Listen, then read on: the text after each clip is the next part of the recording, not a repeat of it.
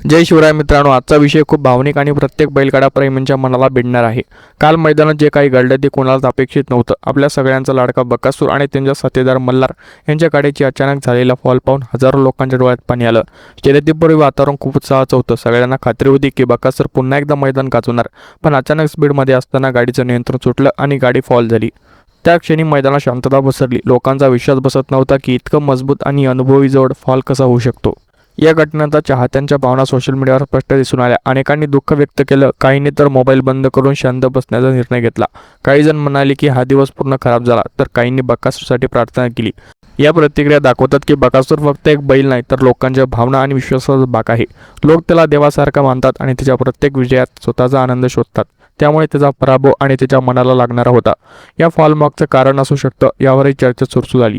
काही लोक या मैदानाची स्थिती योग्य नसल्याचं सांगतात, काही जण जास्त स्पीड होता असं म्हणतात, तर काहींना वाटतं की नजर लागली असावी. काहींनी तर काहीतरी प्रयोग किंवा चुकीचा निर्णय झाला असंही सांगितलं.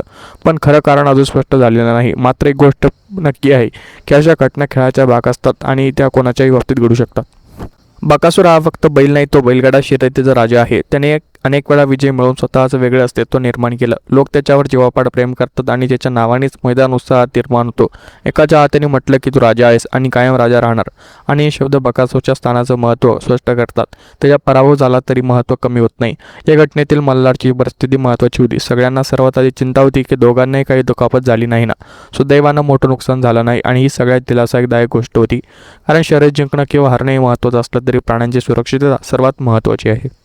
सध्या सोशल मीडियावर एकच चर्चा सुरू आहे, बकासूर का हारला आणि पुढे काय होणार. काही जण खात्रीने म्हणतात की तो पुन्हा मैदानात येईल आणि जिंकेल. काही जण अजूनही भावनिक आहेत, पण सगळ्यांना मनात एकच विश्वास आहे की बकासूर परत येणार, कारण पराभव शेवट नसतो, तो पुढच्या विजयाची सुरुवात असतो. या घटनेतून आपल्याला एक मोठा धडा मिळतो की जिंकणं महत्त्वाचं असलं तरी प्रयत्न करणं अधिक महत्त्वाचं आहे. पराभव आला तरी खचायचं नाही, तर प्रयत्नातून शिकून पुढे जायचं. खरे चाहते तेच असतात जे विजयात नाही तर पराभवातही आपल्या आवडत्या खेळाडूच्या किंवा प्राण्यांच्या सोबत उभे राहतात. जर तुम्ही खरे बकासूर फॅन असाल तर त्याला सपोर्ट करा आणि त्याच्यावर विश्वास ठेवा. कालचा दिवस नक्कीच वाईट होता, पण इतिहास कोणीही पुसू शकत नाही. बकासूरने जे यश मिळवलं ते कायम राहणार आणि तो एक लिजेंड आहे आणि कायम लिजेंडच राहणार. आता फक्त वाट पाहायची ते त्याच्या दमदार कमबॅकची. तुम्हाला काय वाटतं, ही घटना अपघात होती की काहीतरी वेगळं? बकासूर पुन्हा जिंकेल का? कमेंटमध्ये नक्की सांगा आणि हा व्हिडिओ प्रत्येक बकासूर फॅनपर्यंत शेअर करा. भेटूया पुढच्या व्हिडिओमध्ये नवीन अपडेटसह. जय शिवराय, जय महाराष्ट्र.